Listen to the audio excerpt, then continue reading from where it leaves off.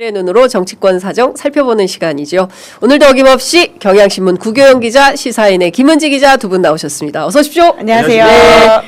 개나리. 장미의 계절로 가고 있지 않습니까? 그러니까요. 원래 벚꽃 대선이었는데 장미 대선으로. 맞습니다. 네. 네.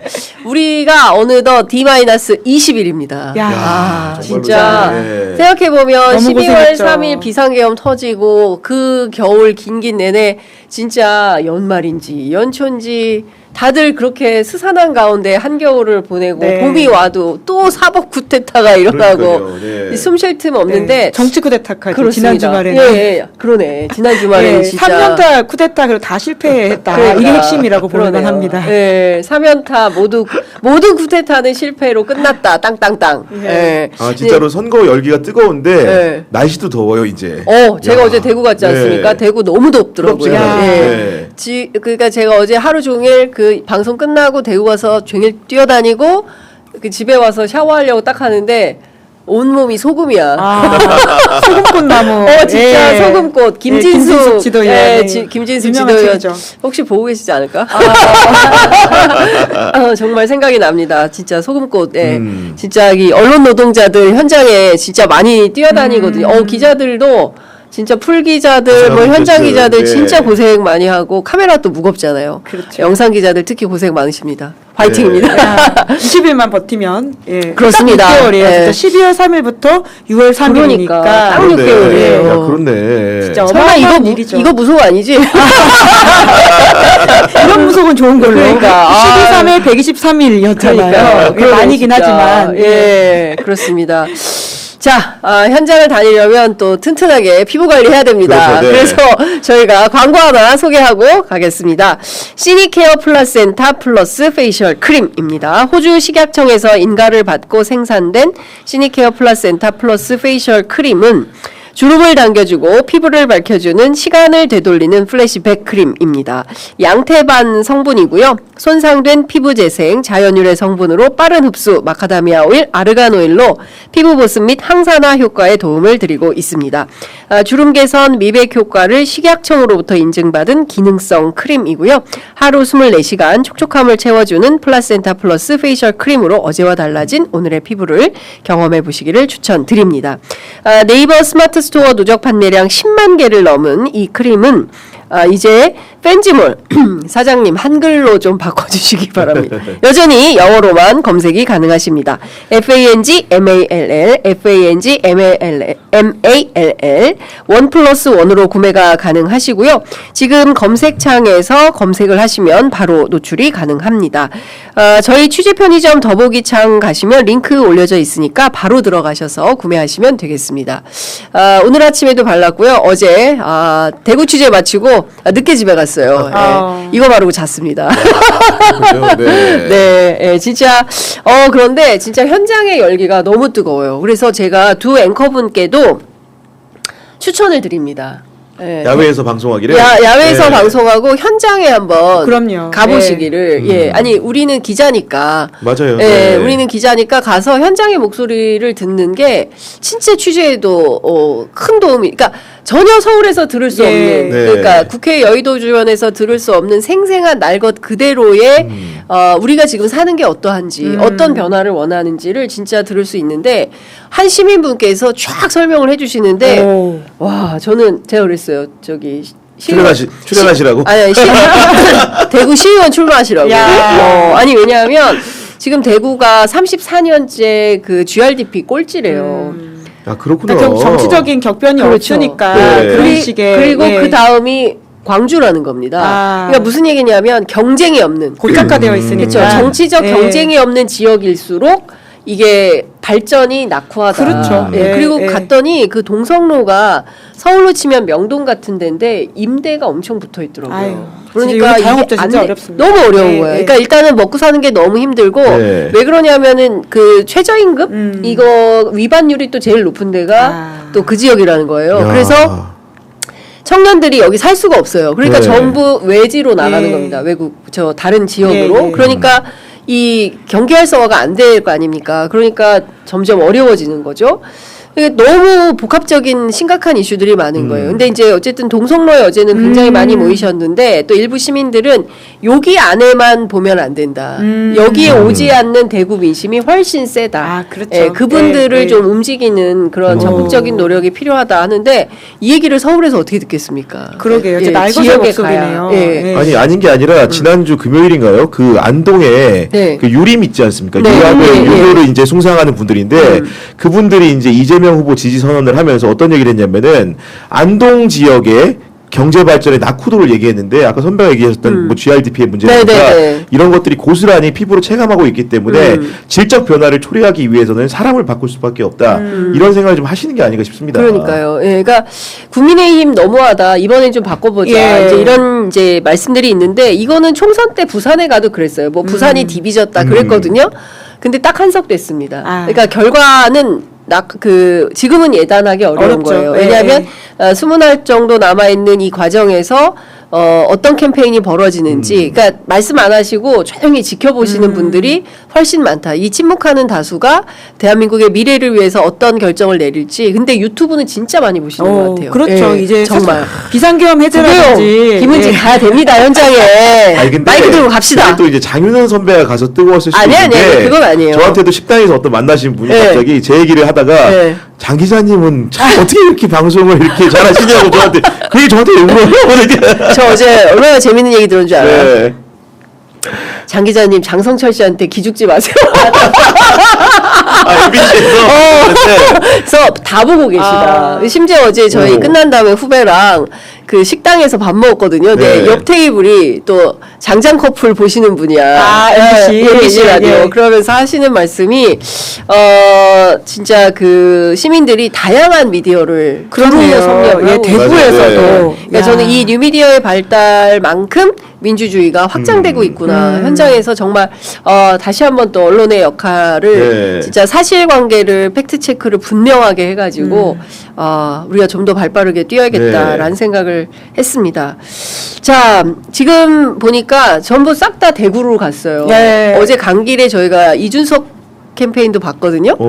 와, 이준석 후보 보고 인사를 안 하더라.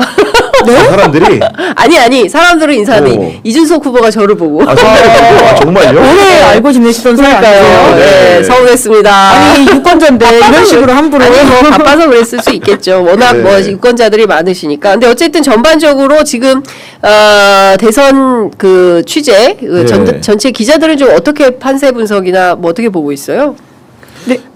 네, 전반적으로 보면은 어제 이제 그 TK에 공교롭게도 모든 후보들이 몰려갔는데 어제 이재명 후보의 캠페인 같은 경우에는 한마디의 단어로 이제 압축이 됩니다. 제메이가 나비가.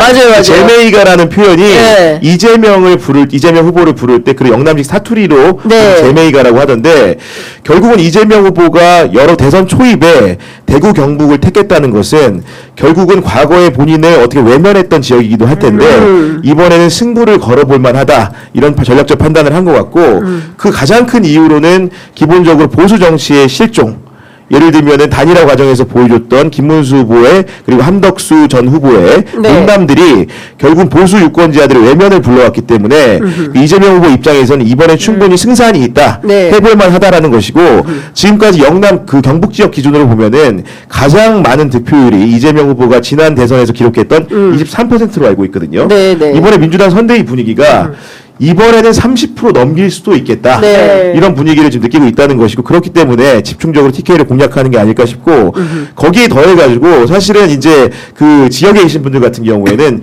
출신 성분을 생각보다 많이 따지거든요. 맞아요. 이재명 후보의 경쟁력이라고 한다면은 경북 안동이 낳은 정치인이라는 겁니다. 그렇기 때문에 TK 유권자들에게 굉장히 소구하는 바가 있는 것이고 결국은 사실은 우리가 남이다라는 게 과거에 안 좋은 표현이에요. 맞아요. 김기춘. 남을 차별하는 이런 그 발언인데 맞습니다. 그 얘기를 이재명 후보가 연단에서 들고 와서 할 수 있다라는 것은 예. 그만큼 TK 지역 유권자들에게 나를 소구할 수 있는 방식 내가 출신이 안동이다 이번에 좀 나를 찍어달라 예. 이런 호소를 할 수 있는 여건이 무르익었다 이렇게 맞아요. 보여집니다. 예. 네. 어제 그 연단에 서서 뭐 여러 가지 얘기를 했는데 뭐 그 얘기했어요. 뭐 중국의 셰셰, 뭐 대만에도 셰셰, 일본의 셰셰하고 못 알아들을까 봐 감사하문이다 이렇게 했다. 이제 이런 얘기 등등을 이제 그때는 사실 이것 때문에 네. 상당한 논란이 있었는데 오히려 그 역으로 이 얘기를 하면서 박수를 받았던 거예요. 그러니까 말씀만 주신 대로 상당한 자신감이 붙었다. 네. 볼 수 있을 것 같습니다. 왜냐하면 그 여론조사 지표를 보더라도 지금 네. 이재명 후보의 우위라고 하는 것은 압도적으로 보이기도 하고요.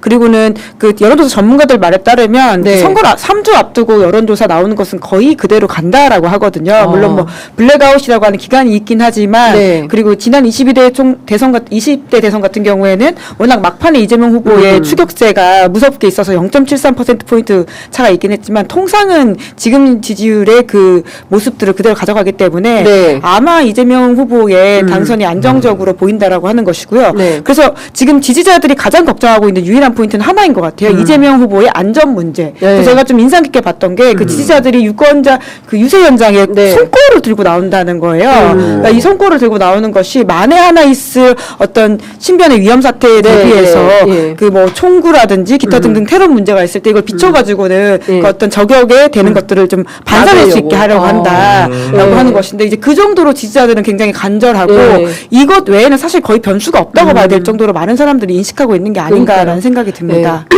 그리고 막 운동화 사셨다고 자랑하시는 분도 계시고, 예, 현장에 그 다음에 피켓 이런 거 들고 나오시는 분들도 굉장히 많으시고, 정말 르뽀가 딱 떨어지는 취재 현장이 너무 많았다라는 말씀을 드리는데, 제작진께서 그 한겨레 역대 대선 더불어민주당 계열의 정당 후보 대구 경북 득표율 좀 보여주시면 좋을 것 같은데요.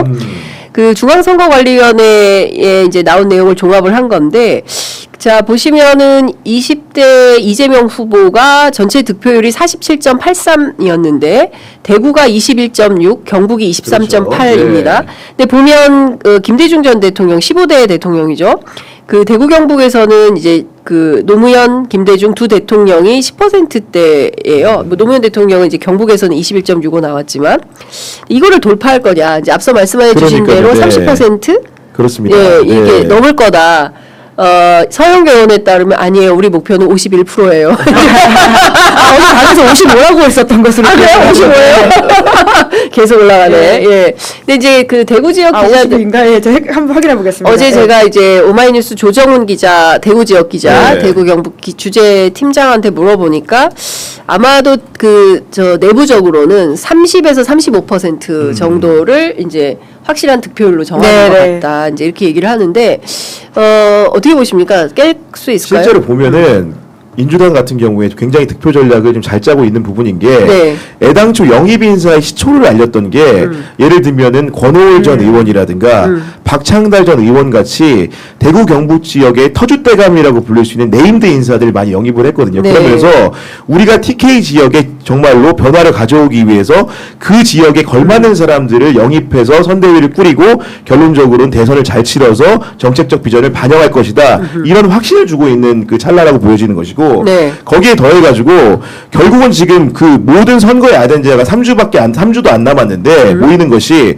보수라는 그 표칭으로 모입니다. 어떤 거냐면은 그 주력 후보라고 할 수 있는 민주당의 이재명 후보, 예. 국민의힘의 김문수 후보, 거기에 대해 개혁신당 이준석 후보까지 모두가 보수 후보를 자처하는 이상한 현상. 네. 특히 민주당 같은 경우에도 중도 보수를 표방하는 정당이다 이런 얘기를 하는 것이 결론적으로는 그만큼 흔들리는 보수의 표심이 움직이는 것을 가져가는 게 이번 대선의 승부처이다 이런 판단을 하는 것이고 민주당 같은 경우에 초반부터 굉장히 공세적으로 그 공격을 하고 있는 상황인데 실제로 여론조사 지표를 보더라도 최근에 보면은 대구 경북 지역에서 이재명 후보가 30%에 근접한 지지율이 나오는 현상을 그렇죠. 목도할 수가 있습니다. 그렇기 때문에 이번 대선 같은 경우에는 전략적으로라도 아마도 이재명 후보가 남은 20일의 상당 기간을 네. 대구 경북 지역 그리고 이제 포괄적으로는 부산까지 포함한 그 영남 지역에 그 호소할 가능성이 굉장히 높아 보입니다. 네.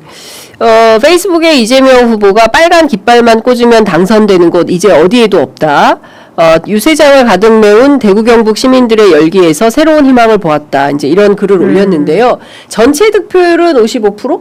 네, 지금 네. 그런 목표치를 가지고 있다라고 어제 이제 발표를 했기 네, 때문에, 네. 그러니까 역대 최고를 지금 노리겠다라고 하는 목표인 것 같고요. 물론 뭐 선거라고 하는 게 박지원 의원이 늘 하는 말처럼 고개 쳐드는 순간 진다라고 골프와 네, 선거의 공통점이라는 네, 이야기를 네. 하고 있지만, 네. 그럼에도 불구하고 지금 이제 민주당 자체 역량이라는 것도 있지만 보수 정당이 지금 역대 최하의 체력을 보여주고 있는 게 사실이지 네, 않습니까? 네, 네. 이제 그런 지점에서도 지금 좀 기대감을 높게 가지고 가고 있는 것 같고요. 그렇게 해야지 결과적으로 이 내란 종식이라고 하는 게 네. 확실하게 될 수 있다라고 하는 바람에서도 뭐 높은 목표치를 상정하고 있는 것 같습니다. 네. 아니 그리고 이재명 캠프에서 어제 재밌는 일이 있었던 게 이재명 후보가 이제 자락을 깔았죠. 홍준표 전 시장을 향해 가지고 낭만의 정신이다. 맞아요. 그리고 예. 그와 한번 겨뤄보고 싶었다. 이런 그렇다. 이제 구애 공세를 네. 했는데 네. 그 직후인 어제 홍준표를 이제 그 함께한 사람들이라고 하는 홍사모 회원단이 예, 회장단이 예, 예. 이재명 후보를 지지한다고 선언을 하지 않았습니까? 그러니까요. 예. 굉장히 국민의힘 입장에서 굉장히 쇼킹한 일이 아닐 수가 없는 것이고 결론적으로는 그만큼 보수가 자중질환, 자멸의 길을 걷고 있는 상황에서 그 표를 흡수할 여력이라는 것이 이재명에게 이제 남아있는 시간이다. 그렇죠. 홍준표 다음은 또 누구일까? 이런 기대감을 자아내고 있기 때문에 네. 이번에 TK는 과거에 김부겸을 국회의원으로 배출했던 또 대구이지 않습니까? 네. 굉장히 큰 변화가 큰 득표율로 보여질 가능성이 높다고 보여집니다. 그러니까 이제 홍준표의 그 표가 도대체 어디로 갈 거냐. 네. 홍준 표심 쟁탈전. 이게 이제 김문수 후보 캠프도 마찬가지고 이준석 후보도 네. 마찬가지고 인천공항까지 직접 가지 그러니까요. 않았습니까? 네. 네, 오늘 뭐 이현주 의원의 그 인터뷰 내용에 따르면 오라고 안 했는데 직접 간 거다. 본인은 그렇게 알고 있다. 이제 물론 이준석 캠프에서 어떻게 해명할지는 모르겠지만 이제 그런 주장을 한 것인데요. 어쨌든 각축전이 벌어지고 네. 있는 거예요. 그러니까 이재명 후보 캠프는 근데 결국에는 그 홍사모가 전부 이재명 캠프로 간 거죠. 그렇죠. 그러니까 제가 어제 보니까 그 대구 지역에서 네. 서문시장에는 그 김문수 후보가 왔다 갔고 그 다음에 이제 이준석 후보는 대구를 비교적 샅샅이 훑고 네. 다니고 근데 정말 절박하더만요. 이준석 후보가 칠성시장이 엄청 큰 시장인데 7개의 시장이 모여 있어서 칠성시장이라고 예. 해요. 그러니까 그 지하철역도 있더라고요. 엄청 큰데 거기를 다 한 분 한 분 다 일일이 이제 그 악수를 하는데 사실 이재명 후보 같은 경우에는 막 그 지지 군단이 있어요. 막 유튜버들도 많이 있고 이런데 이준석 후보 같은 경우에는 주로 그 뭡니까 마크맨들 예. 기자단만 이렇게 있고 이제 한 명 한 명 놓치지 않고 다 악수를 하더라고요. 그러니까 거기서 이준석의 절박함을 저는 봤습니다. 네. 그러니까 어쨌든 적극적으로 도와달라고 하는데 유권자분들이 다음엔 꼭 돼 있어. 네, 그랬더니 이준석 후보가 뭐라니? 정치인들은 잘하겠습니다. 한번 더 보면 다 안다고 하더라고요. 이 사람이 그러니까. 나 찍을지 안 찍을지. 아니 근데 예. 진짜 적극적으로 호응하시더라고요. 예. 유권자분들께서 막 이준석 그러면서 맥주 한잔 하고 가라고 막 술도 따라주시고 뭐 안주도 먹여주시고 막 이렇게 하는데 하여튼 그 굉장히 이제 동선을 길게 짜서 이제 이준석은 칠성시장으로 김문수는 어디입니까? 그 서문시장. 서문시장. 예, 예. 그다음에 핵심이라고 할수 있죠. 이재명 예. 후보는 어디예요? 동성로. 동성로 예, 이렇게 갔는데 동성로의 가장 그 뭐랄까 젊은 표심이 그렇죠. 상대적으로. 많은, 예. 상대적으로 그런 지역이다라는 거고 서문시장 굉장히 보수적이래요. 전통적인 지역적으로. 예, 사실 보수 정치인들이 자기 표가 좀 떨어질 때 지지율이 떨어질 때 사실 약간 심리 치료하려고 가는 곳이라는 이야기가 있을 정도로 예. 심리 관리 차원에서 그런 보좌진들이 넣는 일정이라고 그러니까. 말할 정도로 그러니까. 예, 서문시장은 사실은 예. 자신감 회복 프로젝트이거든요. 이제 그런 차원에서라도 거기 간다라고 하는 것은 전통적인 지지자를 좀 결집시키려고 네. 한다. 예. 뿐만 아니라 후보자한테 약간 좀 뭔가 이렇게 으쓱으쓱 해주려고 한다라고 네. 하는 걸 좀 봐야 되겠죠. 그렇군요. 근데 그래서 이제 이준석 후보가 서문시장을 가지 않고 칠성시장을 선택한 것은 거기는 일단은 너무 이제 보수적 표심이 많아서 이쪽으로 이동한 거 아니냐.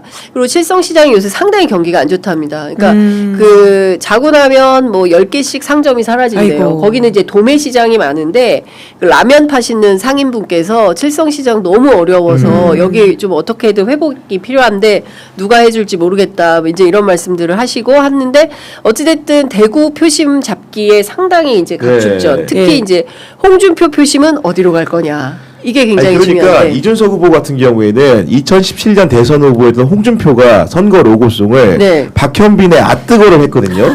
아, 이번에 그 노래를 그대로 들어와가지고 이준석 후보가 본인의 로고송으로 쓰고 있습니다. 아, 그래요? 예. 그리고 개사 내용도 거의 맞아요. 비슷해요. 그렇기 때문에 결국 뭐냐 홍준표에 대한 여러 가지 애정을 비춤으로 해서 대구 경북 지역의 민심을 좀 안아보겠다는 시도 같은데 네. 지금까지 홍준표가 아마도 이번 주에 홍준표의 여파가 있을 것으로 보여집니다. 근데 TK 지역에 영향을 끼칠 수 있는 정치인이 한 명 더 있는데 제가 보기에는 이제 유승민을 둘러싼 각축전이 예. 벌어질 가능성이 아, 높다. 다음은 유승민. 네, 왜냐하면 김문수 후보 같은 경우에는 박근혜 전 대통령을 전통적으로 굉장하게 아끼기 때문에 기본적으로 유승민과 화학적 결합이 불가능하지만 이준석 정도는 아마도 음향으로 계속 유승민 대선에 출마하신 유승민 전 의원의 마음을 얻기 위해서 굉장히 노력을 하고 있을 것 같은데 실제로 그만큼 더 공을 들고 있는 사람이 누구일까요? 누구예요? 이재명 후보가 들이지 않겠습니까? 아, 그렇기 그렇겠죠. 때문에 결론적으로 이번에도 보면 홍준표가 그 출국하는 장면에서 이준석과 연출을 했지만 그의 지지자들이 그 결국은 이재명을 지지했던 예. 것처럼 이번 예. 유승민 케이스에서도 과연 그 승자가 누가 될 것이냐 굉장히 주목이 되는 것이고 저는 개인적으로는 유승민 후보가 전향적인 판단을 할 수도 있지 않을까라는 생각을 개인적으로 좀 해봅니다. 선거의 네. 마지막 남은 변수라고 할 수 네. 있거든요. 이벤트이기도 그렇습니다. 하고요. 이제 예. 권오울 의원께서 예. 저희 프로그램 출연하셔서 뭐 이재명? 그랬다가 한참 이제 소통한 다음에 그럼 잘 단디 도와줘라 이런 얘기를 예, 이제 예, 했다는 거니까 저는 마지막에 그 말씀하신 대로 유승민 의원이 뭐 적극적으로 결합할 수도 있겠다. 예, 가능성은 네. 열려있다. 가능성은 네. 열려있다라는 것이고. 그리고 이제 홍준표 심과 관련해서는 저는 사실 TK의 전통 민심이기보다는 지금 이제 홍준표 심을 잡으려고 하는 사람들의 내심은 소위 말하는 20대 남성이라고 대표되는 고표라는 생각이 들긴 네네네네. 하거든요. 그러니까 홍준표 시장이 대구 시장을 하긴 했었지만 사실 TK에서 딱 엄청난 지지가 있다라고 좀 보기 어려웠던 지점들이 있고요. 다만 지금 이재명 그리고 이준석 그리고 이제 뭐 김문수 후보로까지 대표되는 사람들이 무언가 경쟁을 하고 있다고 한다면 이제 그쪽 표가 아닐까라는 생각이 들기도 하고요. 네. 그런 차원에서 지금 뭐 이렇게 봐야 될 지점들이 있다라는 생각이 들고 그리고 그 이준석 후보 같은 경우는 이제 보수의 미래, 그러니까 굉장히 네. 미래라고 하는 키워드를 많이 가지고 있잖아요. 그러니까 아마 첫 번째 TV 토론을 비롯해서 1차 대상은 오히려 김문수 후보를 겨냥할 가능성이 크다. 그런 차원에서 대구의 민심을 샅샅이 돌아다니는 게 앞으로를 미래를 염두에 두고 있는 것이다라는 생각이 듭니다. 제가 앞소절만 얘기하고 뒷소절을 얘기를 안 했더니 막 무슨 장윤선이 이준석 지지하냐고 이제 댓글 달리는데 인사도 안 해줍니다. 장윤선 씨한테 이준석 후보가. 네, 아니 뭐 그거는 뭐 네. 별건으로 하고 어쨌든 이제 절절함은 있더라라는 네. 것인데 제가 또 한편으로 기자로서 현장 취재한 기자로서 제가 목격한 바는 연출이 너무 많아요. 그러니까 이제 그 팀의 이제 구성원들이 이제 하는 건데 어머니 나와서 손 좀 잡아주세요. 뭐 좀 뭐 이거 뭐 치킨 사도 돼요. 뭐 예, 이제 예. 약간 이제 그 카메라를 염두에 그렇습니다. 둔, 예. 예, 그러니까 기자들을 염두에 둔 연출이 좀 과하더라. 그러니까 이재명 후보나 전 김문수 캠프는 아직 취재를 못 가봤는데 거기도 네. 가봐야 될 텐데. 그런 건 없어요. 근데 이제 워낙 소수여서 그런지 연출이 너무 많더라. 약간 돌발 영상으로 잡으면 또 재미난 포인트가 있긴 있겠네요. 근데 뭐 모르겠습니다. 기자들이 뭐 적극적으로 네. 어떻게 보도를 할지는 모르겠지만 여하튼 뭐 이렇게 호응을 얻기 네. 위한 그런 그림 만들기에 상당히 골몰하더라라는 말씀 제가 어제 아니, 현장에서 그리고 본 이재명 겁니다. 후보 같은 경우에는 운동화를 보면 알 수가 있는 게 사실은 민주당의 상징색이 파란색이잖아요. 네. 근데 이번에 운동화를 보면은 지금은 이재명이라는 글자와 함께 파란색뿐 아니라 전통적으로 보수를 상징하는 빨간색까지 같이 예. 네. 통과한 운동화를 신고 이제 다니는 상황인 것이고 네. 그리고 권오울 전 의원 같은 경우에도 어제 이제 경북 구미 유세 현장에서 어떻게 보면은 전통적인 민주당 지지층이 들으면 깜짝 놀랄 만한 워딩을 한 게 어제 제가 구미에 와가지고 박정희 생가를 찾았다 이러면서 대통령 각하 유경수 여사님 이번에는 누구입니까 물었더니 박정희 대통령께서 네. 이번은 이재명이다 이런 발언을 했다는데 이게 과거의 민주당 유세 현장에서는 난리 났죠. 사실은 금기시되던 단어들이거든요. 예. 그런 것들을 언급할 수 있다는 것 독재자 자체가 박정희. 그렇기 때문에 이번 예. PK 정서라는 것들 표심이라는 게 예. 달라질 가능성이 크다고 보여집니다. 그러니까요. 네. 근데 어쨌든 보이지 않는 표심까지 샅샅이 뒤져서 좀 살펴볼 필요는 있겠다라는 생각을 하는데 또 하나 서문시장에서 김문수 유세가 있을 때 가장 권성동. 울산에 가서도 굉장한 울산에서도 그러니까 네. 어제 이제 저녁 일정은 울산이지 않았습니까? 울산에서도 권성동 원내대표가 무대에 올라가가지고 이야기를 하니까 네. 사람들이 굉장히 클락션을 울리면서 항의 비슷하게 하고 시끄럽다 빨리 내려가라 이런 식의 이야기를 했다고 하는데요. 서문시장에서는 심지어는 지지자들이 이재명이 더 낫다 이런 식의 이야기까지 했다는 거 아닙니까? 네. 이제 그런 차원에서 권성동 원내대표에 대한 당심이라고 하는 것도 굉장히 험악하다라고 네. 하는 걸 알 수가 있는 거죠. 아니 그리고 그렇군요. 연장선상에서 그 친윤 그 정치인들이 굉장히 낯짝이 두꺼운 건 맞는 것 같아요. 예를 들면은 그 박수영 의원 같은 경우에 그 한덕수랑 단일화할 때 네. 심지어 김문수 후보를 향해 가지고 좌파식 조직 탈취를 시도하고 있다 이렇게 했는데 네. 선거 공직선거운동 개시되자마자 열심히 선거운동하는 모습을 올리는 모습에서 네. 야 정말 우리 국민들이 바보가 아니기 때문에 그 정치인의 갈짓자 행보를 보면 어떤 생각을 할까 이런 생각을 좀 해본 것이고 이분 역시 그러니까 심리 분석 대상인데 이수정 그 예. 야 이분 같은 경우에도 이수정 급수정이던데. 그러니까 그렇게 한덕수 후보를 이렇게 네. 칭송을 하면서 김문수 후보에 대해 가지고 문수야 사실 어떡하냐. 문수야 어떡하냐 이런 뭐 식의 이렇게, 굉장히 깔아뭉개는 듯한 발언을 했다가 바로 또 태세 전환하지 않습니까? 저는 국민의힘의 그런 분들 한둘이 아니에요, 그러니까 지금. 그런 기회주의자들이 너무 많잖아요. 지난 총선 때 제가 누구죠 또 마포 그 조정훈 의원 얘기를 네. 얼마나 많이 했으니까. 그러니까 그런 이유가 국민의힘 안에 너무 많고 사실 이제 저는 TK 지역을 제가 이제 대구는 꼭 가봐야겠다 네. 싶어서 어제 경향신문 TV도 빵꾸 대고 거기를 갔었는데 왜냐하면 이제 고립된 섬 같은 지역이 돼버렸어요. 그리고 이게 전체의 수도권 민심하고 비교해 볼 때 너무 많이 떨어져 있는 건데 도대체 이 사람들이 왜 이렇게 스스로 고립을 자처하는가. 제가 그 현장 취재를 꼭 다니는 이유 중에 하나인데 그 확인을 좀 해보고 싶어서 다니는 건데 제가 함안, 의령, 진주를 갔었습니다. 예. 멀리 가셨네요, 진짜. 예. 갔었어요. 네. 예, 그러니까 그 함안, 의령, 진주에서 만난 표심은 이분들이 하루 종일 종편 틀어놓고 계신 어르신들인 거예요. 오. 내 이거 어디서 봤는지 안겨. 뉴스에서 다 봤다. 종편에서. 그 네. 종편을 하루 종일 틀어놓고 계시니까 이 미디어 영향력이 상당히 큰 겁니다. 그러니까 이재명이라는 사람은 도둑놈이다.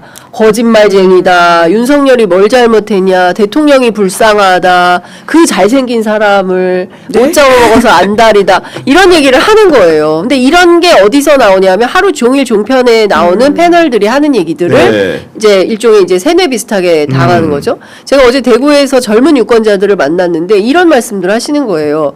태어나서 지금까지 우리는 국민의힘 안 찍으면 네 호적판다 소리를 들으면서 컸다는 거예요. 근데 이제 팟캐스트나 유튜브를 보면서 다시 만난 세계 이런 겁니다. 그래서 이제 민주당을 지지하는 쪽으로 옮겨갔다. 그러니까 저는 거듭 말씀드리지만 이 지역이 고립되면 안 되지 않나. 그러니까 좀 저는 미디어도 좀 영향이 있고 이런 여러 가지 복합적인 생각을 하게 되는 취재 현장이었다라는 생각이 좀 듭니다. 자, 우리가 홍준표 살펴봤고요. 권성동도 살펴봤습니다. 네. 자, 윤석열 예. 탈당 오늘가 가장 큰 합의였습니다. 네. 뭐 정치권 뉴스가 되지 않을까라는 생각이 그렇습니다. 드는데요. 어제부터 시작해서 소위 말하는 친윤들이 이제 뭐라고 할까요? 불을 좀 붙이고 있는 상황인 것 네, 같아요. 네. 바람을 섞어 가지고는 이야기를 하고 있는 것 같기도 하고요. 네. 그리고 내일 이제 김용태 비대위원장 내정자가 이제 내정자 신분을 던지고 위원장이 되거든요. 네. 근데 왜 이렇게 오래 걸려요? 정국이 비대위원장? 같은 걸 통과해야 되는 통과해야 절차가 돼서, 있어서 예. 지명한다고 바로 되는 게 예, 아니고요. 예. 그러니까 사실은 그게 맞는데 지난 주말 사이 일어났던 게 정말 놀라운 일인 거죠. 네. 국민의힘에서는. 네, 그러다 보니까 내일 첫 일성으로서 김용태 비대위원장이 윤 대통령을 겨냥해서 무언가를 할 가능성에 대해서 차라리 선제적으로 빨리 하자라고 네. 하는 것도 있는 것 같고요. 뿐만 아니라 이제 18일에 TV 토론을 시작해서 이제 마지막 대선의 가장 큰 이벤트라고 할 수 있는 3번 남아있는 선관위 주최 TV 토론이 있거든요. 이제 그러고 나서는 이제 단일화 이슈를 마지막으로 이제 보수 진영에서 불 붙여 보려고 하는 것 같은데요. 그에 대한 선결 조건으로서 윤석열 탈당을 계속해서 좀 이야기하고 있는 모습이긴 합니다. 그렇군요. 네. 그래서 하는 겁니까? 오늘? 근데 이게 기본적으로 지금 보십시오. 그 김문수 후보가 네. 결국은 이제 그런 조건을 만들어줘야 되지 않습니까? 네. 대선 후보로서 윤석열이 탈당할 수 있는 배경막이 돼야 되는데 실제로 탈당이라는 것은 마지막 단계로 보여주고 그 앞에는 네. 계엄과 탄핵의 강이 있습니다. 일단 그 김문수 후보가 김용태 비대위원장을 임명한 이후에 그 영향을 받아서인지 계엄에 대해서는 표면적으로 방송에 나가서 사과를 한 듯한 모양새를 취했는데 있는데 그마저도 선대위에서 뭔가 부가적으로 설명하면서 마치 계엄 사후에 이제 생겼던 여러 가지 고통이나 불만들에 대한 해석인 것처럼 축소하는 듯한 태도를 취했거든요. 그 얘기는 뭐냐면은 계엄의 강도 건너지 못하기 때문에 탄핵의 강을 건너기는 더 힘든 것이고 20일 남은 상황에서 네. 더군다나 그보다 더 승화 발전된 형태인 계엄과 탄핵의 책임을 물어야만 윤석열을 내보낼 수가 있는 건데 김문수 후보가 과연 그런 결단을 할 수가 있는 것인가. 오히려 김문수 캠프 내부에서는 우리 광장 세력의 열망을 왜 등에 업지 않고 계엄에 사과를 하느냐는 반대 의견이 나오고 있다고 합니다. 그러면서 김용태 비대위원장 내정자를 향해서도 성토를 하고 있다는데 이런 조건에서 과연 윤석열이 스스로 탈당하는 방법밖에 없는 겁니다. 기본적으로 네. 출당에 가까운 탈당을 해야지 정답인 것인데 김문수 후보가 그렇게 나설 가능성이 희박하기 때문에 윤석열이 그나마 선거 판세를 읽고 나라도 빠져줘야지 이래야 되는데 지금 윤석열의 행보를 보십시오. 과연 그가 스스로 나가겠습니까? 그러니까. 김건희 여사 검찰에 못 나온다고 하면서 대선에 영향을 줄 수 있기 때문에 그런다면서요. 네. 탈당? 대선에 너무 큰 영향을 주죠. 역설적으로 그런 그렇죠. 겁니다. 네. 네. 자, 양양자 의원이 오늘 아침 KBS 라디오에 출연해서 이런 얘기했습니다. 윤석열 전 대통령 스스로 당 나가지 않으면 강제 조치해야 된다.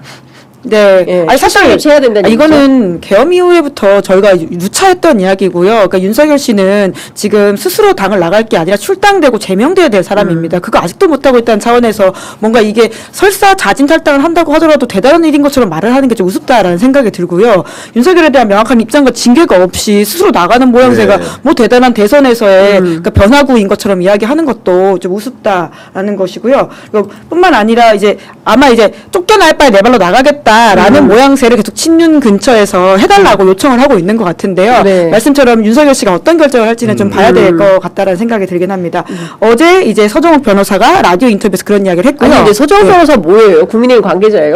우리 모두 이제 그냥 좀 이해가 안 가. 네. 그 장성철 소장의 말에 따르면 네. 서정욱 변호사를 직접 들었다고 하던데요. 네. 어제 아크로비스타에 가가지고 윤석열 씨를 만날 계획이라고 본인이 오, 말했다고 해요. 서정욱 변호사가? 네, 이제 그런 차원에서는 윤석열 씨의 메신저 역할을 하고 있는 건 사실인 것 같고요. 네, 대변인. 예, 오늘 아침에는 또 그 조원진 우리공화당 대표가 네. YTN 라디오 나와서도 예. 윤석열 씨 탈당 가능성이 높다 이런 이야기를 하고 있긴 해서 예. 그런 기류가 있는 건 사실인데요. 이게 바람으로서 만드는 공작성인 것인지 실지인지는 좀 따져봐야 될 것 같다는 생각이 듭니다. 그리고 네, 네.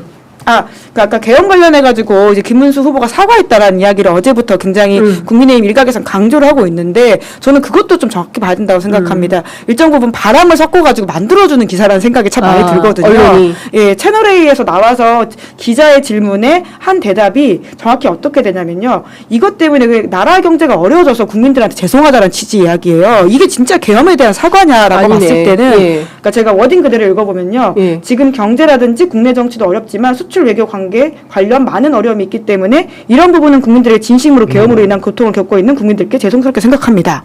라는 것이거든요. 이거는 계엄에 대한 직접적인 사과가 아닌데요. 이걸 그렇게 속보를 경제가 어렵게 하면서 돼서 피해보는 국민들한테 사과한다 이런 네. 거지 계엄에 대해서 그 계엄 행위가 잘못됐다라고 네. 분명하게 명토 박아서 비판하는 게 아니지 아니 않습니까? 근데 국민의힘은 네. 그야말로 자중질환인데 김덕수 단일화 과정에서도 자중질환이 네. 있었죠. 맞아요. 대선 후보로 김문수를 옹립했으면은 미래를 보고 정책적 지향을 밝히고 나가야 되는데 지금 또 이제 윤석열이라는 사람 어떻게 한물간 정치인의 네. 탈당을 두고 또 싸웁니다. 맞아요. 그 양양자 의원 같은 경우에 전 의원 같은 경우에도 아시겠지만 민주당 출신의 그러니까. 국민의힘 대선 경선할 때 누구 캠프에 있었습니까? 한동훈 캠프에 있었던 맞아요. 사람이 여기 선대위원장을 맡고 있지만 네. 김문수 캠프에서 그 전에 한동훈의 목소리를 내고 있는 겁니다. 개혁신당에도 지금. 잠깐 다녀왔잖아요. 그러니까요. 그런 상황이기 때문에 결국은 대선을 불과 20일밖에 남기지 않은 상황에서 김문수 캠프는 국민의힘은 여전히 자기들끼리 싸우는 데만 골몰하고 있다. 근데 저는 이 국민의힘이라는 당의 DNA 자체가 이게 쭉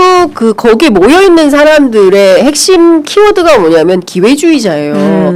그리고 본인의 기득권에 부합하는가 안 하는가. 이 당에서 어려워지니까 지금 조경태 의원이 굉장한 열혈 전사가 돼 있지만 그분도 민주당에서 건너간 사람이에요. 민주당에서 더 이상 공천 주지 않겠다고 하니까 건너간 분이에요. 조정훈 의원 그렇죠? 다 그런 사람들이 모여 있는 집단입니다. 그러니까 이것은 확실하게 이익을 중심으로 이익 결사체 비슷한 거지 정치 결사체라고 보기가 굉장히 어려운 거예요. 어떤 도가 있고 어떤 의가 있습니까? 의로운 결단을 단 한 번이라도 국민의힘이라는 정치 조직에서 한 적이 있습니까? 아니 의로운 결단까지는 나는 바라지도 않겠어요. 상식에 부합하는 결정을 내린 적이 있냐. 전혀 그렇지가 않다라는 것이고 지금 말씀 주신 대로 조원진 의원이 오늘 탈당 결단 무슨 탈당이 결단이야. 최측근 설득 이 최측근이 서정욱이구만. 그렇게 바람잡이하고 있다라고 하는 게 그러니까 늦어도 18일. 예. 선거 다 끝난 다음에 하겠구만. 그러니까 이게 5월 뭐- 18일이라고 하는 게 네. TV 토론이 있는 날 시작이다 보니까 네, 네. 앞서서 좀 제발 해달라 이 그러니까. 바람인 아니, 것이. 이거 지금- 탈당 좀 제발 해주세요. 예. 당신이 탈당을 해야 지금 선대위도 보면 말이죠. 안 들어오잖아요. 그렇지 않습니까? 한동훈 안 들어와. 예, 뭐 예. 다 없잖아요. 한동훈한테 명분 네. 안 주겠다, 이런 우리 거죠. 공화당 대표의 네. 말이 기사가 되려면은 네. 우리 공화당 윤석열 영입 좀 돼야 됩니다.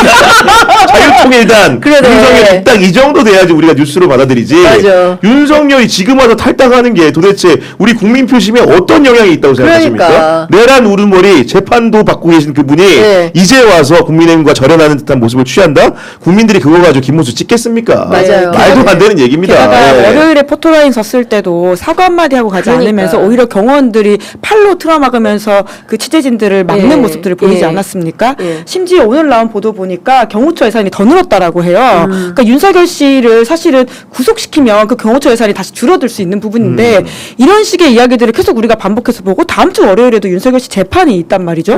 이런 상황에서 뭐 탈당 가지고 이야기를 노린다 한다는 건 정말 여의도 공학에 불과한 자기들끼리 이야기고 그리고 향후 당권 싸움을 염두에 둔 아주 미세한 이야기에 불과한 것이지 큰 흐름에서 이번 대선에서 국민들이 바라는 이야기에 과연 이게 맞닿아 있느냐라고 봤을 때는 적절하지도 않고 네. 정확하지도 않다 이런 생각이 네, 듭니다. 그러니까요. 사실 그 윤이라는 사람은 일찍이 구속되어서 사실은 그 조경태 의원 말대로 그 입 다물고 있는 게 맞죠. 그런데 여전히 뭐 강아지 끌고 산책을 하질 않나 보리밥 먹으러 판교까지 가질 않나 진짜 국민들에게 우라통을 터지게 하는 그런 작태를 범하고 있는 겁니다. 근데 우리 언론들이 끊임없이 그와 관련된 보도를 하고 있기 때문에 이게 확대 재생산되는 측면도 있고 그리고 굉장히 중요한 뉴스로 다루기 때문에 이제 그런 측면이 있는 거 아닌가라는 생각이 좀 드는데요. 지금 국회 법사위에서는 조희대 입법청문회가 죄송합니다. 네. 펼쳐지고 있습니다. 안 나왔어요. 네. 예. 그 불출석 사유가 상당히 그 얘기 들어보니까 심각하던데 일단은 뭐 그 입법 사법 행정 서로 간에 뭐 존중이 필요해서 그렇다라는 얘기도 있지만 아까 제가 서영교 의원한테 얘기를 들어보니까 좀 황당한 얘기를 하던데 굳이 특히 이 재판 기록과 관련해서 다 읽어보는 거 아니야.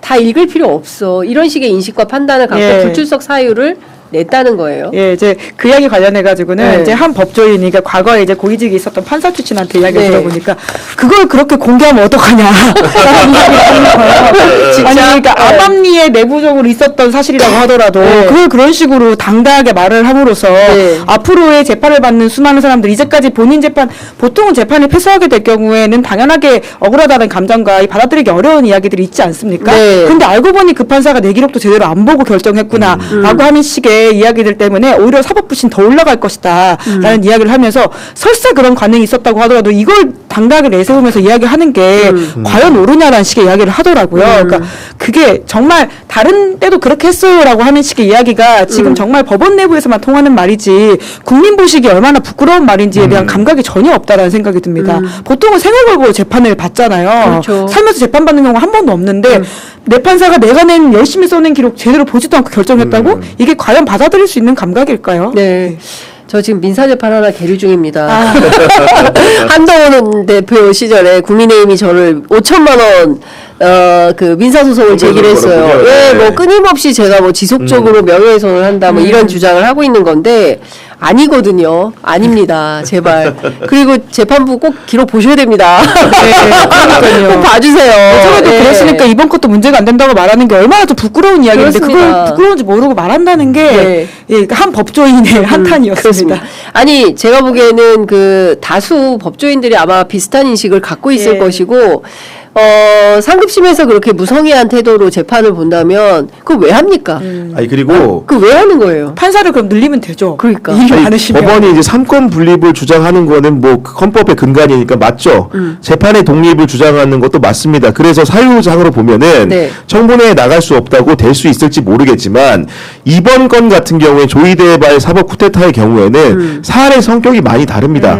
왜냐하면 재판 고유의 영역이 아니고 일반 유권자들 국민의 표심에 영향을 줄 수 있는 결정을 네. 사법부가 독단적으로 한 것이고 그 얘기는 달리 표현하자면은 사법이 정치화된 겁니다. 그렇기 때문에 민의의 전당인 국회에서 국민의 대리인인 국회의원들이 그 경위가 어땠는지를 소상하게 들을 권리와 의무가 있는 것입니다. 근데 그럼에도 불구하고 이번에 늘 그래왔듯이 그 쉽게 출석을 거부한다는 것은 말이 안 되는 것이고 아까 이어서 말씀드리면은 기본적으로 기록을 다 보지 않는 관행이 있다. 이렇게 되면 우리 재판받는 국민들은 또 어떤 생각을 하겠습니까? 네. 결국은 대법관들이 그럴 수 있는 여력이 없다, 시간이 없다 이런 얘기는 스스로가 대법관 수를 늘려야 된다. 그래서 제대로 기록 볼 사람이 더 필요하다. 자인하는 것이기 때문에 이번에 불출석이라는 것이 대선이 끝나고 나면은 법원조직법 개정을 통해서 대법관 수를 늘려서 우리 국민들이 공평하게 제대로 재판받을 수 있는 권리를 확충하는 방향으로 갈 수밖에 없다. 이렇게 생각을 합니다. 너무 당연한 말씀을 주셨습니다. 그리고 제가 현장에서 제일 많이 들은 얘기가 그래서 차기 행정부가 뭘 좀 해주면 제일 먼저 해야 될 일이 뭡니까? 네. 라고 물어보면 공평하게 예. 공평하게 고르게 잘 사는 나라. 왜냐하면 윤석열 정권에서 너무나 기가 막힌 특권층, 특권 계급에 해당하는 특혜를 누렸지 않습니까? 특히 김건희 씨 같은 경우에 세상에 검찰이 휴대폰을 오히려 뺏기고 조사를 받는 이런 황당무계한 일이 벌어지기 때문에 많은 국민들이 공평한 나라 원하는데 딱 그 말씀을 적확하게 해주신 것 같습니다. 아, 그리고 또 하나 세법 관련해서는 이야기 드릴 게, 네. 그러니까 그 이재명 이제 후보와 관련되어 있는 대법원의 그 당시 이제 파기환송 결정에서 보면 지연된 정의는 정의가 아니다 이런 식의 이야기가 있잖아요. 그러니까 그게 얼마나 나쁘끄러운 이야기인지를 알아야 될 것이 일제 강제동원 피해자들이 당장 입장을 냈습니다. 본인들이 수년간 지금 대법원 상고심만 기다리고 있는데 그게 나오지 않고 있고 그래서 그 기간 동안에 돌아가시는 분들도 있고 네. 그 피해들이 전혀 보상이 되고 있지 못하는 상황인데 그런 것들은 다 묵혀두고서는 이재명 대표 결정의 앞에서 그냥 문장만으로 멋있는 지연된 정의는 정의가 아니다라는 이야기를 하는 게 얼마나 국민들이 설득될 수 있느냐라는 식의 지적을 하시더라고요. 예, 정말 진짜. 아프게 알아야 됩니다. 아, 정말 진짜 이거는 역사가 벌떡 일어날 일이네요. 진짜 생각해보니까 일제 강제동원 피해자들 피로 눈물로 네. 살아오신 그 역사의 기록을 그것부터 봐도 지금 예? 아, 그러니까 곤란하니까 갑자기 미루고 화가 있는 나네. 거잖아요. 예. 그러니까 아니 근데 네. 그게 왜 우리 대법원이 곤란한 일입니까? 일본 정부한테 무슨 뭐 월급 받아요? 아니지 않습니까? 우리 국민들이 낸 세금으로 월급 받는 대법관들이 왜 일본의 눈치를 보고 네. 이 판결을 늦추는 겁니까? 저는 이런 태도가 도무지 이해가 네. 안 되는 겁니다. 그러니까 우리 국민들이 갖고 있는 보편적인 상식의 눈높이에 맞게 재판을 하면 되는데 왜 자기들이 왜 일본에서 세금 받는 거 아니지 않습니까? 아, 화나네. 지연된 정의는 정의가 아니다. 그럴듯하는 이야기죠. 그렇습니다. 네. 아니 그리고 심지어 오늘 아침에 JTBC의 단독 보도가 나왔는데 조희대 청문회 제출 자료들 있지 않습니까? 국회에서 요구한 제출 자료들을 대법원이 딱 30분 남기고 불가. 안 냈다는 거예요. 어떤 내용? 아, 진짜 너무 심합니다. 대법관들의 전자기록, 열람, 로그 기록, 전원합의체 회부 과정과 회의록, 해당 사건과 관련된 재판 연구관 등으로부터 받은 보고 참고 자료, 판결문 원본 싹 다 안 냈습니다. 그러니까 과정상에서의 공정함을 전혀 추구하는 모양새를 두지 않았다는 차원에서도 사법부는 본인들이 다른 계급에 있는 사람이라고 생각하는 것처럼 군림하려고 한다고 하는 게 지금의 국민들이 느끼는 감각이잖아요. 심지어 그 이야기는 저희가 지난번에도 말씀드렸지만 법조계 안에서도 나오는 말입니다. 사법부, 그러니까 판사들이 쓰는 코트넷이라고 하는 데 있어서 노행남 판사였나요? 그 네, 부장 판사가 맞습니다. 썼던 글에 보면 예. 굉장히 그 국민을 깔보면서 무시하고 우리가 결정하면 따라하라고 하는 그 대법원의 태도에 대한 따끔한 지적들이 있는데요. 그러니까 네. 지금에 하고 있는 행태들도 설사 판사들이 어떤 가지고 있는 항변의 마음이 있다고 한다면 성실하게 내고 소명을 하면 되는 문제인데 시작하기 30분 전에 이런 식으로 하는 건 굉장히 오만해 보이는 거죠. 그러니까 우리가 낸들 안 내도 된다. 우리는 그 입법사법 행정 권력 그 위에 있어. 국민 위에 군림하는 거야. 아니, 이런 그러니까 거를 이게 그냥 절대 운명하는 거 권력의 아닙니까? 전형적인 행태인 게 예. 만약에 이게 예. 자료 제출을 안 해가지고 뭐 사법 처리가 된다고 합시다. 아니면 행정소송을 한다고 합시다. 그 판단을 또 누가 합니까? 법원 스스로가 법원에 대해서 판단하는 거 아니겠습니까? 그 얘기는 뭐냐면은 권력을 견제하고 감시할 세력은 누가 되는 것인가? 사법 권력이 만약에 부패하거나 잘못된 결정을 했을 때 그 국민의 위임받은 누군가는 철퇴, 예. 이범을 때려야 되는데 그런 부분들을 누가 할 것인가라는 문제가 숙제를 남는 것이고 네. 결국은 이런 그 불충한 태도들이 사법 개혁이 얼마나 필요한 것인가를 우리 국민들에게 여실히 보여준다고 생각을 합니다. 네. 그러니까 진짜 설마 그래도 법원은 괜찮겠지. 검찰만 좀 바꾸면 되지 않을까라고 생각했던 국민들의 생각을 완벽하게 바꾼 게 바로 조희대 대법원장의 조희대의 난이다. 이제 이런 생각을 안 할 수가 없습니다. 그러니까 자업자득이다라는 생각도 좀 들고요. 매우 심각한 이 사태와 관련해서 어쨌든 민주당은 조희대 특검을 한다는 거죠, 김윤지 기자님? 네, 우선은 뭐 카드를 뽑아놓은 상황이긴 한데요. 네. 다만 선거를 앞두고 있는 상황이어서 이것에 대한 속도를 좀 고민하고 있는 것 같고요. 네. 그러니까 이러한 압박 카드를 통해서 조희대 사퇴를 유도하겠다라고 하는 거긴 한데 뭐 네. 지금 상황에서 조희대의 사퇴를 좀 요원한 상황이지 않나라는 생각이 들긴 합니다. 네. 사퇴 안 하겠죠. 법조 오래 하셔서 아시잖아요. 뭐 당연히 안 할 것 같고요. 네. 왜냐하면 사퇴를 안 하는 것은 기본적으로 기대의 언덕이 있다는 것이고 여전히 지금 국민의힘 같은 경우에는 조희대를 응원하고 있습니다. 오늘 이제 권성동 그 국민의힘 원내대표 낯짝 이분도 좀 네, 상당히 두꺼운 예. 분인데 이분 같은 경우에도 결국은 어떤 워딩을 하고 있냐? 예. 조희대 대법원장과 대법관들께 당부드린다. 예. 절대로 굴복하지 마라. 뭐에 굴고 국민한테? 쉽게 청문회에 이제 민주당의 압박? 응하지 않고 네. 여러 가지 네, 네. 야당에서 압박하는 부분들에 대해서 응하지 말라고 응원군 역할을 철저하게 잘해주고 있는 겁니다. 지금. 그러니까 예. 이번에 보면 이번 사법 쿠데타를 보면서 평범한 시민들의 판단은 이렇게 된 것 같아요. 이 기득권을 혁파하지 않으면 대한민국의 미래는 없겠다. 그러니까 그동안 설마 했는데 그걸 다 보여준 거거든요.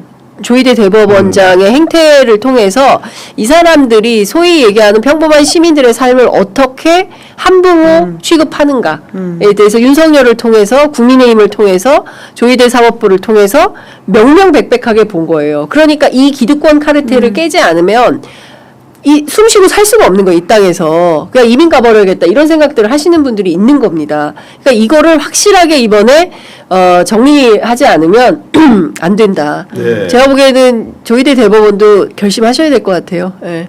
큰일 날 것 같습니다. 그러니까 이제- 특검 가서 네. 수사 세게 받을 거다. 그러니까 예. 설마 했던 것들이 켜켜이 쌓여 있다라고 하는 건 단순히 이제 시민분들이 이번 일만 가지고 이야기하는 게 아니라요. 그러니까 네. 비상계엄 직후에 대법원이 했던 태도들을 보시면 충분히 조희대 대법원장 발로 나왔던 건 유일하게 판사체포 관련된 부분입니다. 사실 이것은 헌재가 8대 0으로 결과를 낼 만큼의 위헌 위법한 소지가 있는 법조인 누구라면 알 수 있는 이슈인데도 불구하고 그 전반의 위헌 위법성에 대한 이야기를 전혀 하지 않고 판사체포 이야기 나오니까 겨우 입장 낸 정도였었고요. 네. 서부지법판 폭동 관련해서 방금 속보로 이제 1심에서 징역형 받았다라는 게 이제 그래요? 나오긴 시작하는데요. 이 정도의 사건임에도 불구하고 서부지법 폭동에 대해서 대법원에서 입장을 내지 않았습니다. 그렇습니까? 오히려 천대엽 이제 법원 행정차장만 가가지고 처장만 가가지고는 현장을 갔죠. 돌아보는 상황이었었고요. 그러니까 이게 켜켜이 쌓여 있다가 마지막에 그런 모습으로 드러나니까 아 정말 법원이 문제가 있구나라고 하는 사람들의 생각에 어떤 정점을 찍게 된 것들이거든요. 그러니까 단순히 이 사건 하나만으로 사람들이 본다라고는 법원이 옥판하지 않았으면 좋겠습니다. 네. 그러니까 정말 그거는 납득하기 어려웠어요. 세상에 법원을 때려부셨는데 대법원장이 아무 메시지를 안 내고 오히려 내란숙의 편에 서서 이 상황을 네. 그러니까 오히려 윤 날리면 우리가 이 제거할게 소위 얘기하는 윤이 동시 제거론에 진짜 표징처럼 움직인 거 아닙니까 조희대 대법원장이. 아니 왜냐면은 그 예. 조희대 그 대법원의 그런 이재명 후보를 향한 결정 같은 경우에는 시기적으로 다시 돌아봐도 시기적으로 너무 부적절했죠. 결국 그 영향을 가지고 대선 판도를 바꾸려고 한 게 아니었냐는 의심을 할 수밖에 없습니다. 왜냐면은 네. 길 가는 삼척 동자에게 물어보죠. 똑같은 답이 돌아올 겁니다. 그렇기 때문에 그런 의혹 규명이라든가 진상 규명 같은 게 사후적으로 있어야 되고 결국은 사법 그 부 스스로가 각성하고 뭔가 바뀌기 위해서라도 이 부분에 대해서 외부의 메스를 대는 게 네. 불가피한 형국에 이르렀다 상황에 이르렀다 이렇게 봐야 될 것 같습니다. 네.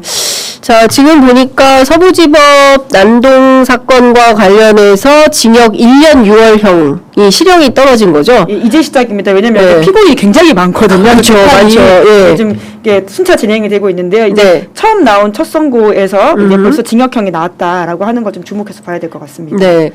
자, 보니까 그 갤럽하고 뉴스원에서 여론조사를 한 게 오늘 발표가 됐는데요.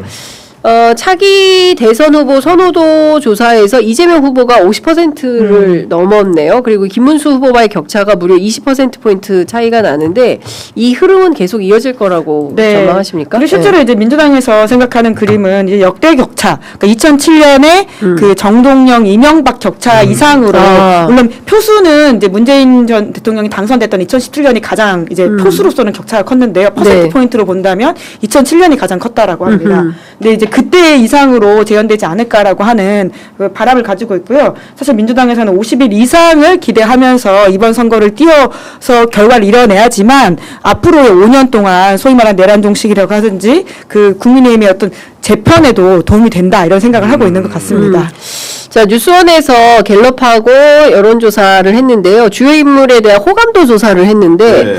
그동안 맨날 이제 이재명 후보에 대해서 비호감도가 높다고 했었는데 호감도 1위가 이재명 후보네요. 48%, 김문수 후보가 35%, 이준석 후보가 28%고 비호감도가 제일 높은 분이 이준석 후보네요.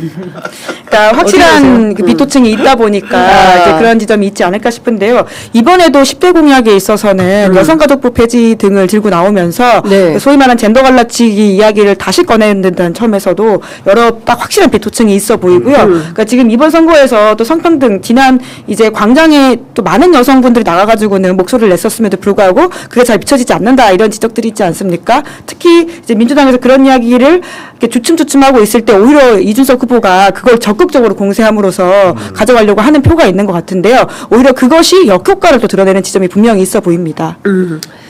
어떻게 보세요? 기본적으로 선거라는 거는 상대적이지 않습니까?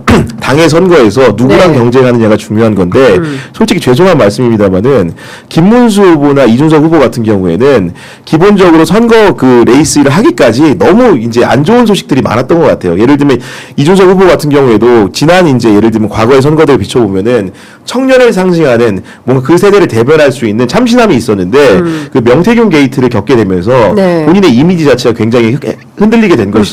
그런 상황에서 또 천하용인의 대표 주자라고 할 수 있는 허은하 그 전 대표 같은 그렇죠. 경우에도 개혁신당을 같이 만들고 같이 시작을 했는데 그에게 또 칼을 댔습니다.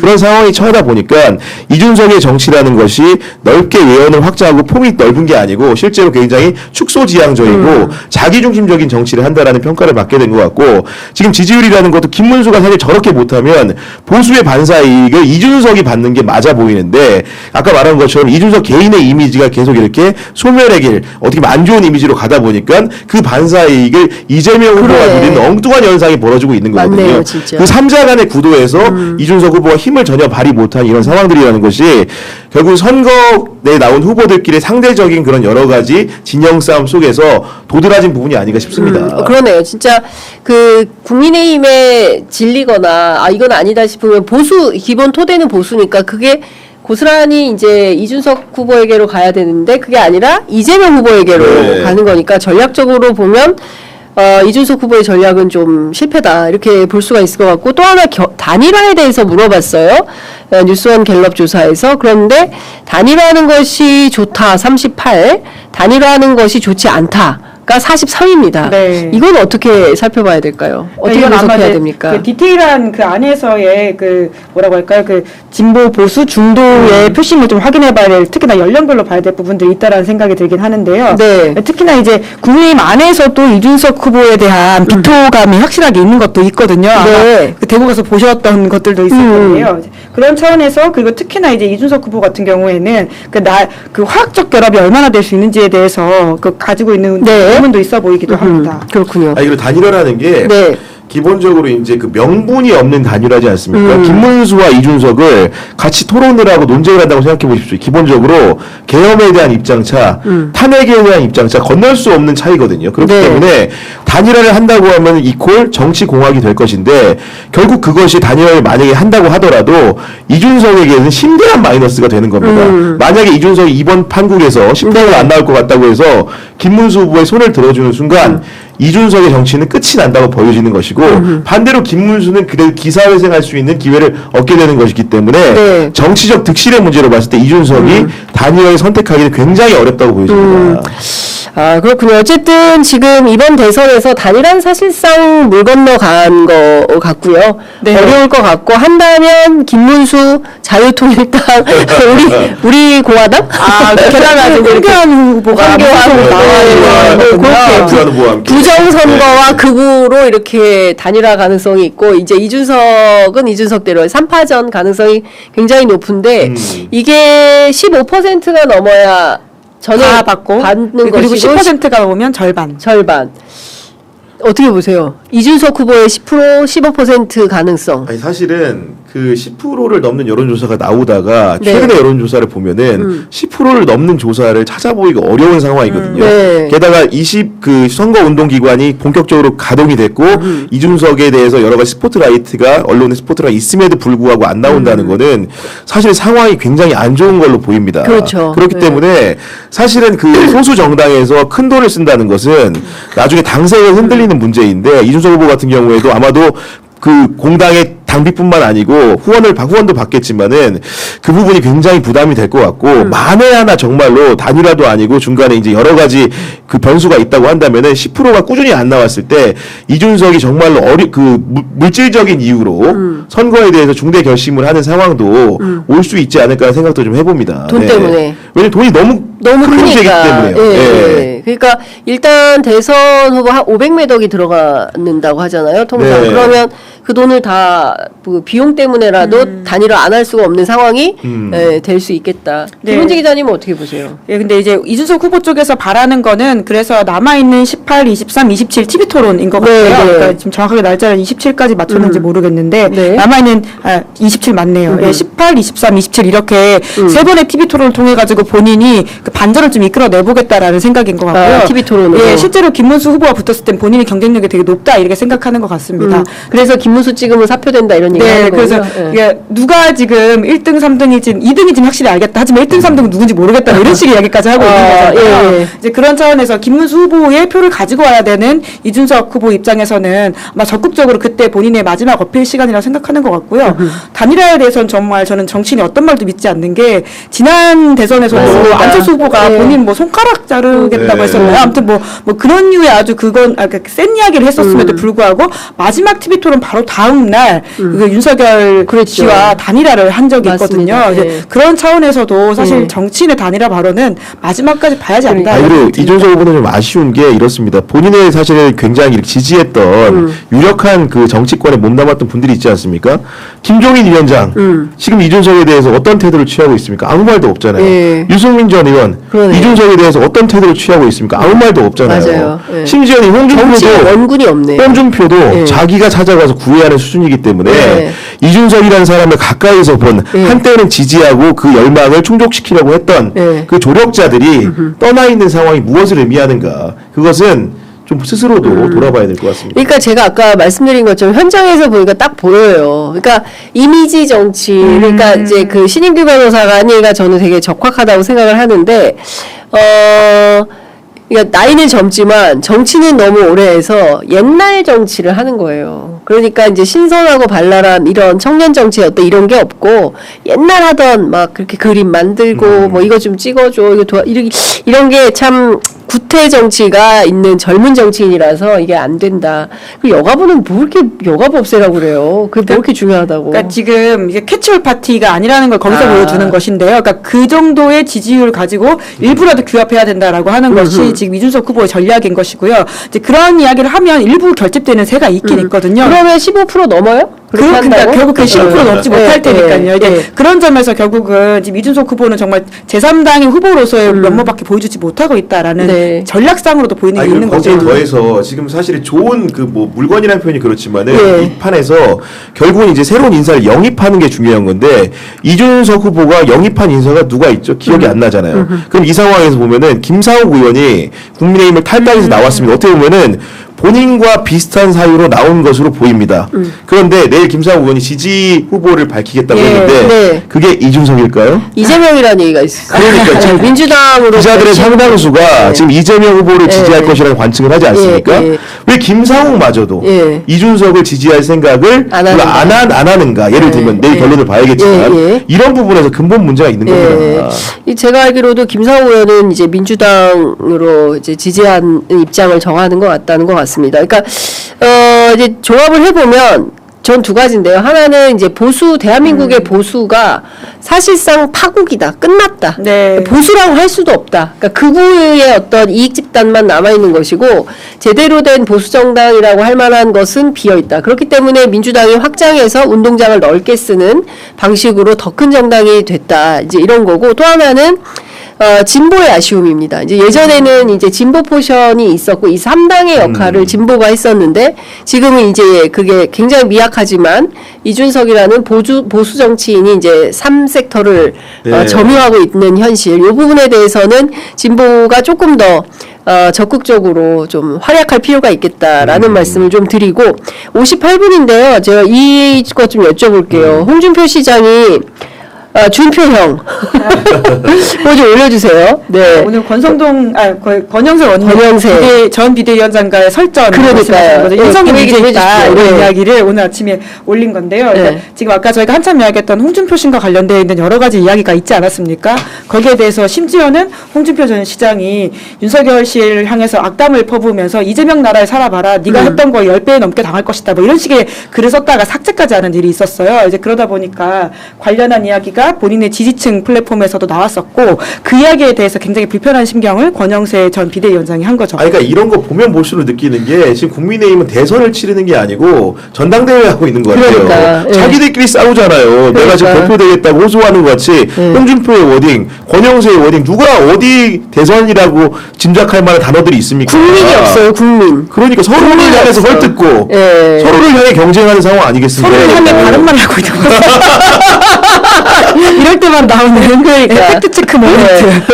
홍준표 국힘 다시 오라는데 정남이가 떨어져서 근처에도 가기가 싫다라는 것이고 타고난 인성. 국힘과 절연 선언한 홍준표의 권영세 타고난 인성 어쩔 수 없다 보다 타고난 인성. 인신 공격을 막 하고 있는 겁니다. 이거 보고 누가 표를 그런데도 또 이 와중에 TK, PK에서 또 국민의힘을 지지하시니 그러니까 저는 결국에는 다시 돌아서 언론개혁해야 됩니다. 대한민국 언론개혁해야 되고 진짜 제대로 된 그 국민의 여론을 정확하게 전달하는 그런 언론의 기능과 사명이 필요하다. 너무 정치적으로 그래도 자기 유불리에 굳이 따라서 그냥 이렇게 약간 그 첨가물처럼 얘기하면은 그래서 재밌긴 하다. 할 얘기가 좀 생긴다. 그렇죠. 네. 큰 웃음 주시고 큰 웃음 계세요. 주고 있다. 네. 네. 그렇습니다. 국민의힘이 없으면 우리가 뭘로 얘기하겠습니까? 네, 오히려 진짜 보수 정당 안에서도 이번에 좀 제대로 혼나지 않으면 이게 개혁하기 힘들다라는 이야기를 하는 사람들이 많아요. 이제 네. 그래서 서로 네 탓이다라는 이야기를 하고 있긴 하지만 본인들도 압니다. 진짜 아직 바닥 안 쳤고 저 대선 이후가 진짜 바닥 치는 것이고 그 바닥에서 어떻게 수렁을 나오실 건지가 핵심인 것 같게 보이긴 하는데요. 지금으로서는 아직 나오는 이야기들은 아직도 바닥을 덜 쳤다 이렇게 봐야 될 것 같습니다. 그래요. 아직도 더 땅굴 파고 지하로 내려가야 됩니까? 왜냐면 이게 안 좋을 때 더 안 좋아지거든요. 네. 선거를 패배할 거라는 전망은 분명히 본인들도 알고 있는데요. 막상 패배의 성적표를 받아들고 그 숫자를 가지고는 치열하게 다시 싸울 것이거든요. 네. 그런 차원에서 이후에 그리고는 그 당무 우선권이라고 하는 그 김문수 후보의 당무 우선권은 그 대선 후보가 박탈되는 그 순간 사라집니다. 그러면 여전히 권성동이 원내대표로서 이 당의 비대위 체제를 끌고 가게 될 것이고요. 네. 그 상황에서 과연 전당대회가 무사히 치러질 수 있을까? 당권 다툼으로 서로의 이해관계와 생각이 다르게 네. 된다면 저는 한동안 비대위 체제 계속해서 갈 수도 있다고 봅니다. 그럼 더 바닥이겠죠. 마지막으로 이거 하나 좀 여쭤보겠습니다. 오늘 아침 그 MBC 라디오의 전현희 네. 지금 현 최고위원이죠. 최고위원. 아직도. 네. 국정원이 이재명 부산 테러의 배후로 의심된다. 당 차원의 공감대가 있다. 이제 이런 얘기를 하셨네요. 자, 이것은 어떻게 봐야 됩니까? 왜냐하면 지금 민주당에서 가장 신경 쓰고 있는 게 마지막으로 남은 것은 물리적인 테러, 암살. 이거를 생각하고 있을 개연성이나 가능성이 높다. 왜냐하면 이 네. 사람들은 늘 상식을 뛰어넘는 내란을 벌이긴 사람이기 때문에 그때 테러 배후 규명 공범 부분에 대해서 제대로 수사하지 않고 넘어가는 바람에 계속 지금 이재명 후보 테러 얘기가 나오고 있는 거 아니냐, 라는 우려를 얘기를 했어요. 당시에 그 총리실 대테러 센터가 경상이고 출혈도 아주 적다 이러면서 축소 왜곡하는 문자를 발송했던 네, 점, 네. 그리고 이재명 대표의 의료 헬기 특혜 요렇게 이제 프레임을 변질시킨 점, 이런 등등으로 볼 때 그때 테러 사태에 대해서도 당시에 좀 다시 살펴볼 필요가 있는데, 국정원 요원이 부산 테러 현장에 왔다 갔다 했다는 제보가 있었다라는 거예요. 그래서 민주당에서는 여전히 윤석열 정권이 이재명 대표에 대한 테러에 관여한 게 아니냐라는 의심을 가지고 있다라는 건데요. 이렇다면 아마도 이게 사법 뭐라고 그래? 이걸 제가 보기에는 그런 것 같습니다. 기본적으로 테러에 대한 주무기관, 정부 기관 중에 뽑으라고 한다면 국정원이 컨트롤 타워이기 때문에 네. 아마도 이재명 후보의 그런 과거에 있었던 피습 같은 경우에 국정원이 제대로 된 역할을 했다면 이런 피습이 벌어졌겠느냐, 이런 그 얘기인 것 같고, 이 얘기는 현실로 돌려서 지금 생각을 해보면은 이재명 후보를 향한 여러 가지 어떻게 보면 물리적 테러 위협이 상존하고 있는 상황이기 때문에 지금도의 국정원이 이 부분에 대해서 충분한 역할을 하고 있지 네. 않느냐는 물음으로 보이고, 앞으로는 잘해야 된다, 남은 기간 이런 일 없게 해야 된다, 네. 이런 촉구성 메시지가 아닌가라는 생각을 개인적으로 좀 하고 있습니다. 네. 하여간 참 민주사회에서 대통령 후보가 방탄조끼 입고 다니면서 선거 그러게요. 운동하는 네. 것도 참 슬픈 거고요. 혹시 모를 만일의 사태 때문에 방탄 유리를 설치해야 된다는 것도 참 그렇고요. 후보자와 유권자들의 접촉도 줄여야 된다라는 것도 사실은 민주사회에서 있을 수 없는 일인데, 지금 우리가 내란의 한복판에서 여전히 끝나지 않은 내란 가운데 대통령 선거를 치르고 있기 때문에 이 또한 우리가 좀 넘겨야 되는 그런 슬픈 현실이 아닌가 싶습니다. 방금 전에 김준일 평론가한테 네. 카톡 메시지가 왔어요. 뭐라고 하세요? 방금 전에 서정욱과 통화하였다. 진짜요? 네. 윤석열 당장 탈당 안 한다. 예. 그럴 줄 알았습니다. 내가 지른 거다. 서정욱 본인이 지른 그러니까 거다. 바람에 불과하다고 그러네. 아까 예. 바람잡이다. 김은지 네. 기자가 네. 김은지의 촉이 적확하게 맞아 떨어졌습니다. 그러니까요. 네. 당장 탈당 안 한다. 윤석열 탈당 안 한답니다. 네, 내가 지른 거다. 서정욱 내가 지른 거다. 윤통 참모 의견 반으로 갈림. 역전 모멘텀 만들고 대선 패배 책임 벗으려면 탈당해야 된다고 생각한 거다. 어제 윤석열 만난 것은 확인 못 해준다. 다만 나는 수시로 통화한다. 근데 그 탈당을 한다는 것은 정치적으로 당적을 정리한다는 거잖아요. 그 네. 얘기가 되면은 윤석열, 김건희 부부는 아마도 아무도 보호해주지 않을 겁니다. 그럼 어떻게 되냐? 김건희 스스로가 대선 영향 때문에 출석을 못하겠다고 했는데, 당적도 없는, 국민의힘의 지지도 못 받는 윤석열 부부를 상대로 사법기관들이 가만히 있겠습니까? 그렇기 때문에 그 외표를 스스로 던질 이유가 없어 보입니다. 그렇습니다. 그러니까 제가 보기에는 이 집안 싸움 하다가 아마 날 셀 거예요. 그러니까 결국은 이렇게 그 얘기가 딱 맞아 떨어져. 내 이 당 뽀개러 왔다. 대선 전에 그렇습니다. 윤석열 씨가 했던 이야기죠. 예, 그 녹음이 돼가지고 그게 풍로가 된다고 했습니다. 일단은 다 풍로가 됐었는데 예, 예. 이 당 뽀개러 왔다더니 진짜 이 당 뽀개고 떠날 것 같습니다. 예. 그러니까 지금이라도 국민의힘이 제명시키면 됩니다. 사실 제명이 대단한 것도 아니고요. 그걸 못 당을 해요. 이렇게 망쳐놓고 국가에서 직에서 파면당한 8대0의 대통령입니다. 네. 이걸 왜 제명을 못합니까? 그리고는 내란 수괴 혐의로 재판을 받고 있는 사람이거든요. 그러니까요. 이것도 제명 못하면 사실 국민의힘은 다음 페이지를 절대 넘어갈 수가 없는 것이죠. 윤석열 씨 탈당 안 하겠다고 하는 건 오히려 국민의힘한테는 기회입니다. 이번 기회에 탈당이 아니라 제명을 시키면 됩니다. 강제로 예. 네. 근데 그 얘기를 하더라고요. 제가 국민의힘 주요 원외지구당 위원장들한테 전화를 쫙 돌렸어요. 그랬더니 어떠니 우리 당은 지금 아사리판이에요. 우리 당 아직 안 망했어요. 차라리 이재명 후보 놓고 찬반 투표했으면 좋겠어요. 너무 창피한 게 이 와중에 누구는 당원 배가 운동을 하고 있다. 한동훈 전 대표 한동훈 말씀하셨죠? 대표를 네. 얘기를 하면서, 아니 세상에 당이 이렇게 엉망진창인데 선대위에 결합해서 뭐라도 도움을 줄 생각을 해야지. 이 와중에 자기 정치하는 거 아니냐. 당원 배가 운동. 뭐 대선은 끝났고 아니, 그리고 자기 당 대표 하려고 당원 모으고 이게 말이 되냐. 그리고 불과 지난주까지만 해도 대선에 대한 강력한 의견을 그러니까. 표명했던 한덕수 어디 갔습니까 지금? 그러니까 딱 갑자기 그냥 후보 안 되니까 바로 집에 가요? 집에 가버려. 야. 책임감이 있는 겁니까? 나라 걱정이 진짜 되긴 돼서 나오겠다고 한 겁니까? 예, 그러니까 그런 사람들이 이 나라를 이끌고 있었던 거예요. 제가 그래서 전당대회 못 열 거라는 예측을 하고 있는 겁니다. 한동훈의 당원배가 운동이라고 하는 게 네. 여튼 친윤의 입장에서는 네. 눈에 거슬리는 일이긴 할 거거든요. 아. 그리고 대선 패배 책임을 어떻게 돌리는지 문제가 있긴 할 텐데 향후 여론을 보면서 전당대회를 쉽게 열어가지고 어떻게 당이 바뀔지 모른다라고 한 두려움이 있을 거기 때문에 최대한 비대위 체제를 늘어가려고 하는 게 지금의 친윤의 꼼수일 것이다. 저도 그 얘기를 들었어요. 네. 한동훈 캠프에서 제일 걱정하는 게 뭐냐면 권영세 비대위 체제로 내년 지방선거까지 네. 가는 거. 근데 권영세 비대위원장이 그만뒀기 때문에 그러면 지금 김용태 비대위 체제로 내년 지방선거까지 갈 수 있다. 그러면 김용태 비대위는 친윤의 의중이 실렸다 이렇게 봐야 되겠네요. 지금은 결과적으로는 그런 모습이기도 하고요. 뭐 아무튼 김용태 비대위원장 내정자에 대해서는 나중에 좀 더 평가할 일이 있겠지만 사실 탄핵에 대한 입장이 명확하게 어떤지에 대해서도 좀 의문이 드는 게 있거든요. 그렇죠. 이제 예. 그런 차원에서라도 적극적으로 네. 역할을 하지 않았습니다. 젊은 정치인임에도 네, 불구하고. 이제 그런 차원에서라도 네. 그러니까 뭐 이렇게 완전히 개혁적 임지를 가지고 당을 쇄신한다라고 하는 기대를 네. 가지기 좀 아니 어려운 게 근데 있죠. 그런 사람이 어떻게 보면 양다리적인 속성이 있는 김용태의 조언마저도 김문수가 지금 안 들어주는 상황이니까 그렇죠. 그런 허수아비 비대위원장 김용태 계속 하고 싶을까요?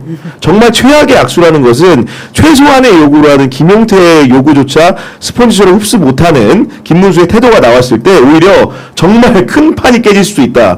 이런 전망도 적지만 해봅니다. 김용태 비대위원장 중간에 그만 사표 내고 나가버릴 수도 있겠네. 아, 이것도 안 들어주면 뭐하러 하냐 이런 생각 할 수 있죠.